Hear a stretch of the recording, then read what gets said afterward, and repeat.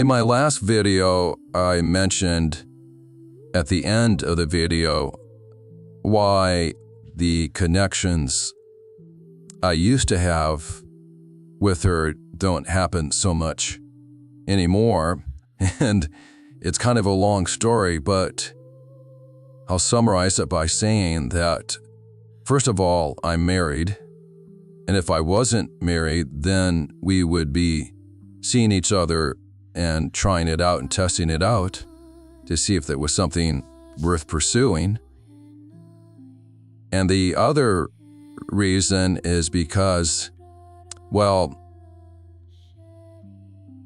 you know, when you feel a connection profound with somebody, even though you're married, it's something you cannot deny. I'm talking about heart-rendering, soul-shaking things. I'm not talking about a mild flirtation or a mild attraction or a flirtatious energy. I'm talking about magnetism of the ultimate degree, something that you would dream of having with that one whom you would hope to be your twin flame. In other words, I've often said to myself, if I would have planned how to know my twin flame, or being given signs of how to know who my twin flame is, this is the experiences I've had would be pretty close, if not right on, because it hasn't been one experience. It's like been 12 or 14 or more different experiences, but they all happen within a period of time. And what I'm getting at here is that when you feel these experiences, even when you're married, you have to check them out. You're magnetized to that person, magnetized.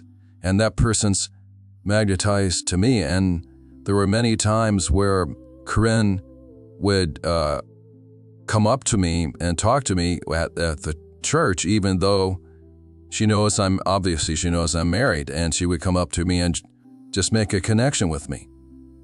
Say something, and that would be it, and make sure to look into my eyes, and I really rarely initiated that connection.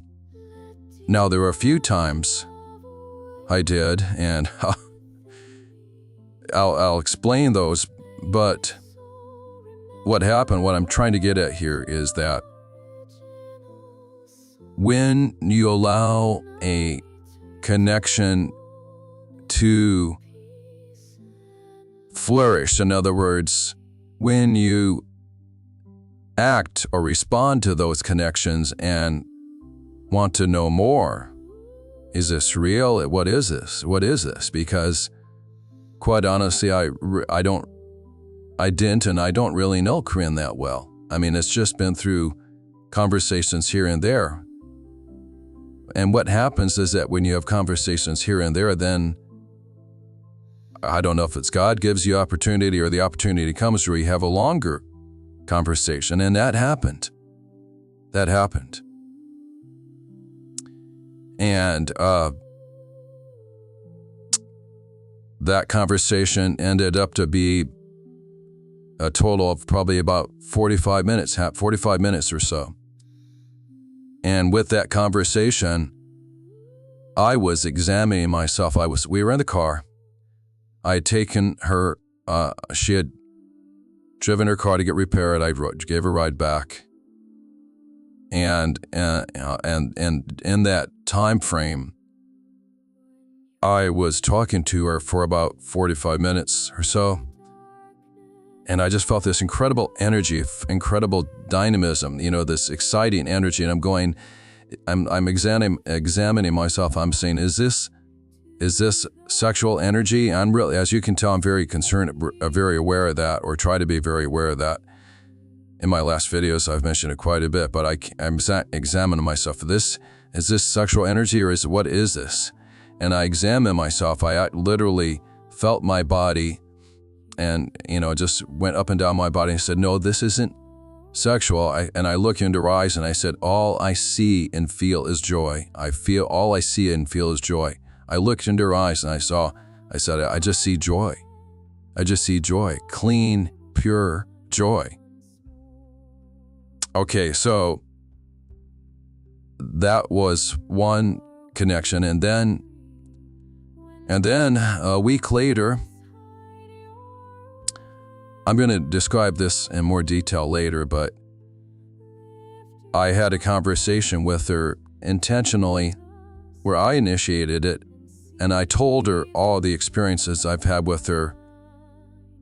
And I said, "You're the only one." She asked me, "Do you have experiences with other people? Have you had this experience with anybody else?" And I said, "No, you're the only one," which is absolutely true. And so, and I told her these words. I said, "I do love you, I do respect you, I do admire you, and I think you're an amazing person." And there is more to it. I don't want to go on. I'll go into that conversation with her, which was an hour long, which was a week after the 45-minute conversation in the car. This one was in a room that I asked her to come to and to talk to her, to tell her about things, and I'll detail that more. But what I'm getting at here is that eventually it came to me doing something that had me confess to my wife that I did it. And therefore, because I confessed to my wife, I could no longer engage in these conversations or contact with Corinne, and therefore that is the reason why I had the experiences then, and I don't have them so much now, because I can't engage in conversation with her other than when our paths cross and just say a few words, but there's no